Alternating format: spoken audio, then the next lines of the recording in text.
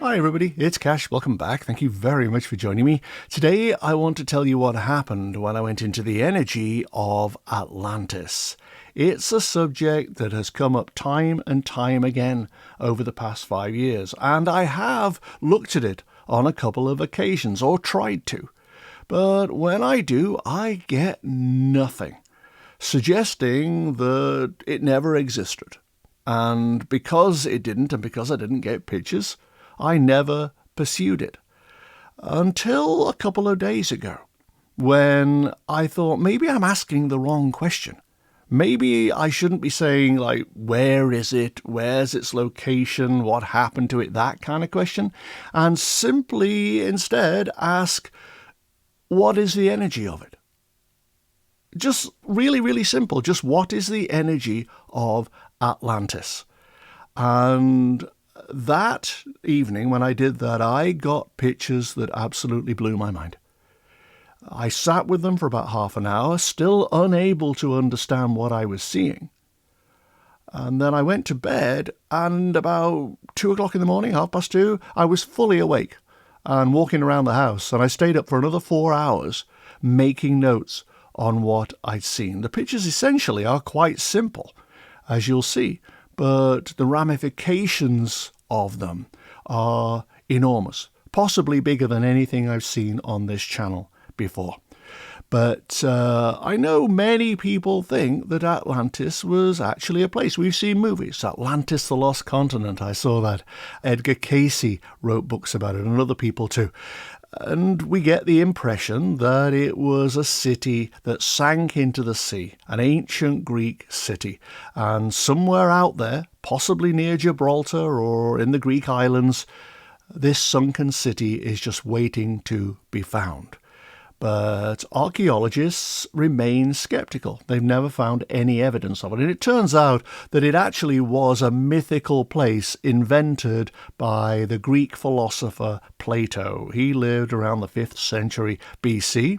And interestingly, he was the student of Socrates and the tutor, the mentor of Aristotle. So you had the three philosophers, Socrates, Plato, and Aristotle. Socrates was arrested, jailed, and sentenced to death eventually for putting forward ideas that the authorities thought would corrupt the minds of youth of the time. He had this belief that the gods in the sky that everybody talked about were superstitions and not real, and there was something more fundamental going on with human beings. Plato, a student of Socrates, fully bought into those same ideas. But instead of stating the ideas outright, because they might get him into trouble, he dramatized them as stories. He invented allegories and myths to convey the ideas. And one of those myths was about a civilization that inhabited an island or a continent around 9600 BC. And this civilization challenged the power of Athens. And as a result, the civilization went into moral decline and was eventually destroyed by earthquakes and floods and sank into the ocean. And of course, as time has gone on, people have written books about it and made movies about it, embroidering the basic story to the point where there were crystal pyramids and spaceships and all manner of different things. But that really is just a fiction built upon Plato's basic myth. And so when people say, please do the energy of Atlantis, I get nothing, because there is nothing to get. Or so I thought. Until the other night, when I thought maybe I'm asking the wrong question. Maybe we're not talking about a physical location that's buried deep on the ocean bed. Maybe we're talking about an energy or an idea, and there's more to the myth than we have realized up to this point. And so that's where I started. I sat and I opened my mind with no expectation of getting anything at all. But what I did get has changed my perspective on so many aspects of my own life and enlightened me in ways that I just couldn't have imagined happening.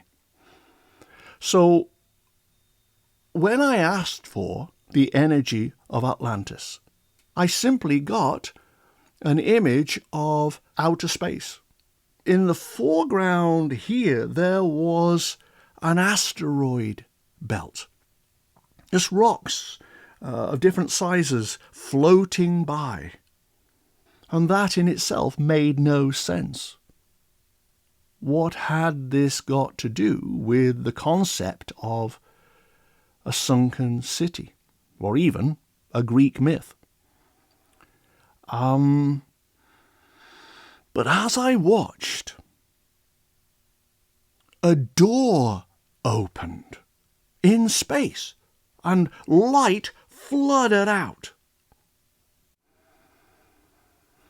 So I can move around the pictures when I get them. They're not static. They're not like snapshots. I can actually go around them. And I went into the doorway where there was a corridor, a white corridor, featureless, parallel to where I was. So obviously I was in space. There is no parallel here. But when I went through the doorway, there was like a hairpin bend, and the corridor was here, running alongside me. Brilliant white, featureless. And I went along it because there was a doorway at the end, and beyond that, everything was white and featureless too, except for what at first looked like a highway, a white, again, featureless highway going from over here to over there. That was it. There was nothing. But there was also everything. I didn't sense that you could walk along this highway or you could travel along it. It felt like a through line of conscious awareness, and that to be on this highway was to be everywhere in the whole place, whatever this place was. And it wasn't nothingness. It seemed empty to me, but it wasn't nothingness. It was everythingness. Everything that there was, what we call the all-in-all, was here, stripped of its features. The features we regard as normal in our 3D world. This went way beyond that. There were no dimensions, there were no distances, there was no time, there was no darkness, no contrast. It was just everythingness.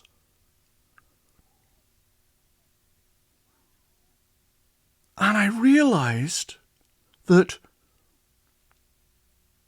where I'd come from was a small, contained, physical, low vibration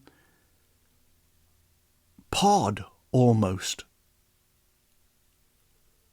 that was floating in this space of awareness. Except it wasn't even floating, it was in a parallel space to it.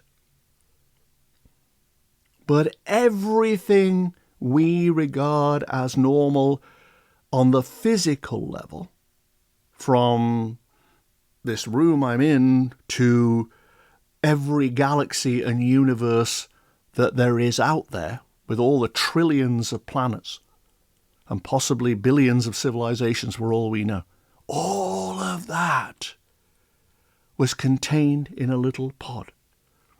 And beyond the pod, beyond the physical, was this non-physical everythingness. So it was a bit like this. I got this. It's like a chocolate. You know when you have a chocolate like this? And inside the wrapper here, it's dense, fudgy, biscuity, whatever it is, chocolate. Candy.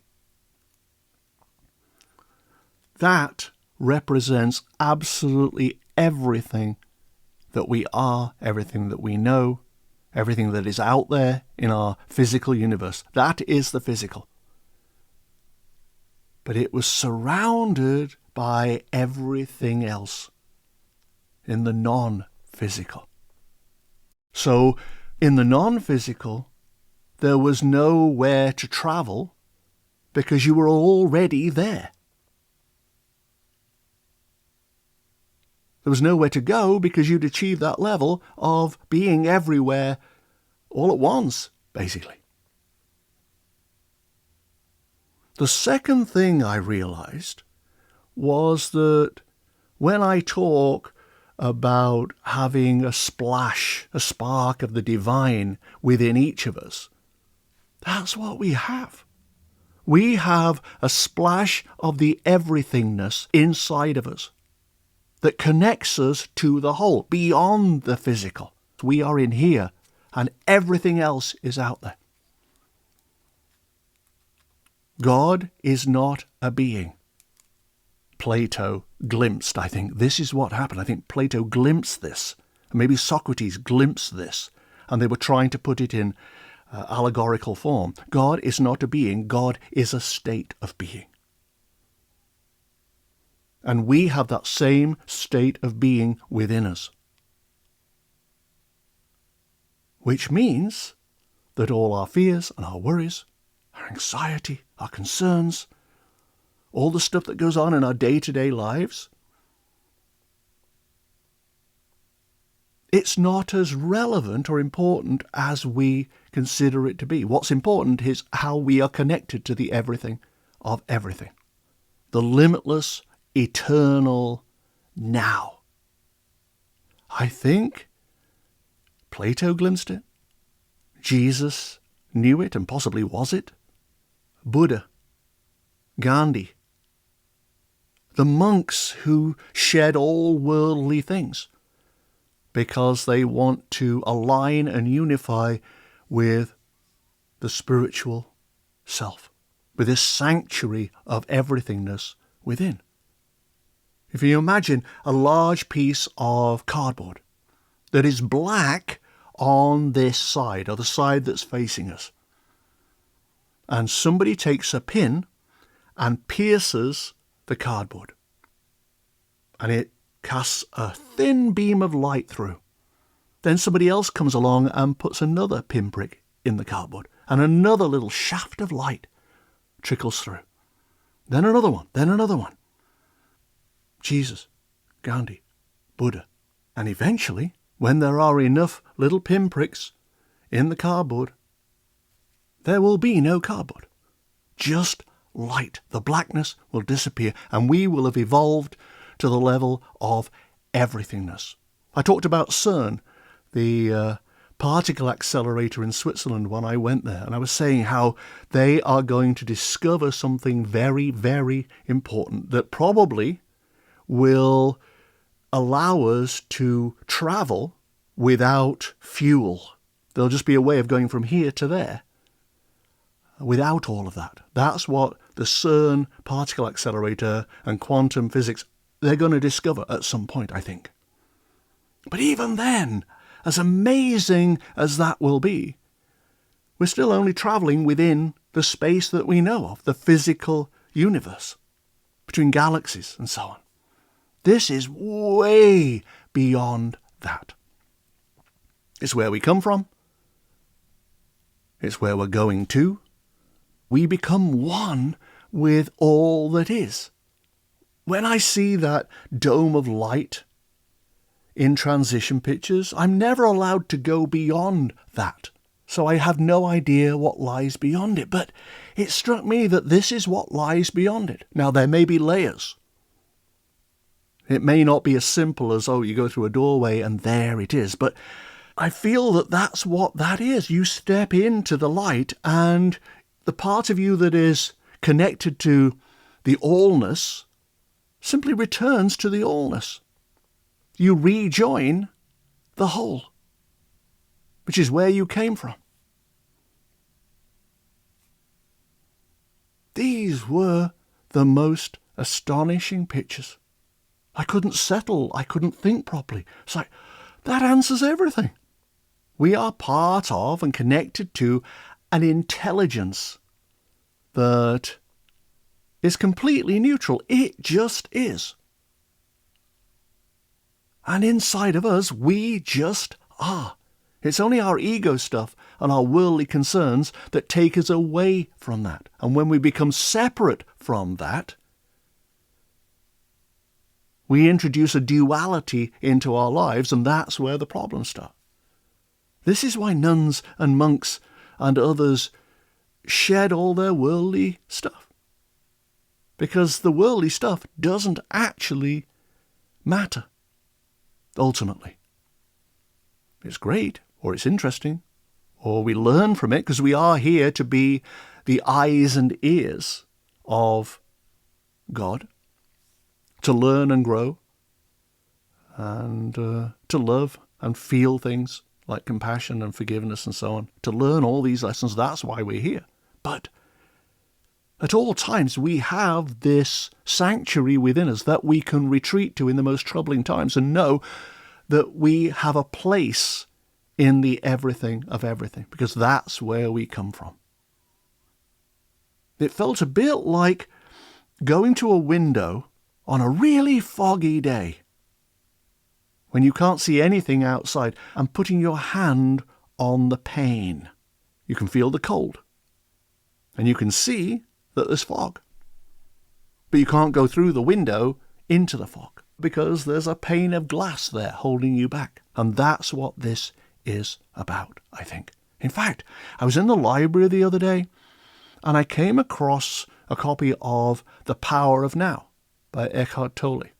And I put my hand inside it to get the real vibe of the work, of the intention behind the work.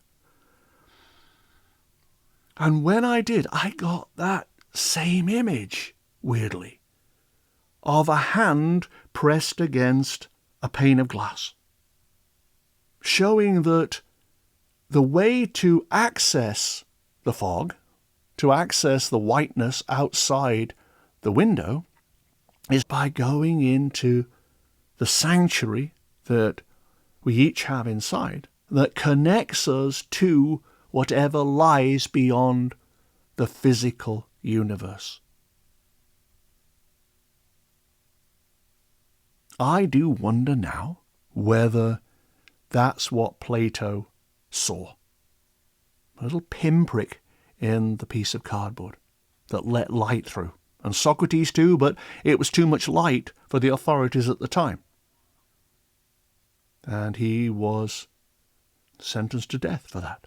But as time goes on, more and more people glimpse the shafts of light coming through the cardboard, and many will make little pinpricks themselves, and slowly the card, the blackness, will disappear. And we will be one with everything, not merely have access to the oneness of everything. We have full recourse to this refuge within, the being part of our human beingness. There's no place to go. There's no dimensions, no depth, no time, no challenges. There's just beingness and nowness. So maybe we don't meet our loved ones after we die. Maybe we become them, because they are then part of the everything.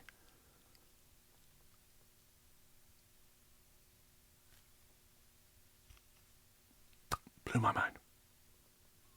Everything that worries us is here, inside this dense 3D ball. All the universes, all the galaxies, everything. Our progress, our problems, all in here. Everything else is brilliant and harmonious, in balance, and there to be tapped into if we need it. That, I think, is the secret underlying Atlantis. Not a place, an idea that couldn't be expressed at the time, either because Plato didn't have the language or the broader understanding, or because if he did say what he'd seen or express what he understood, he would have gone the same way as his mentor Socrates. But I think he glimpsed it, and that was one little pinprick in the cardboard. Jesus too, Gandhi too, and thousands and thousands, maybe even millions of others, all making their little pinpricks. And all we have to do is make our own little pinprick in the cardboard. Live, as I say, on the path of higher intention. Love, compassion, forgiveness, kindness, patience, mercy. Do those things. Shine your light. Be the lighthouse, as I always say. And you make a little pinprick in the card. And you have contributed your part to the greater enlightenment, literally enlightenment, of humankind and the evolution of our species. So thank you to everybody who nagged me to do pictures for Atlantis. Finally, I got the right question, and I got an answer that has changed everything for me. Alrighty, thanks a lot, guys. I really appreciate it. I'll see you soon. Bye-bye.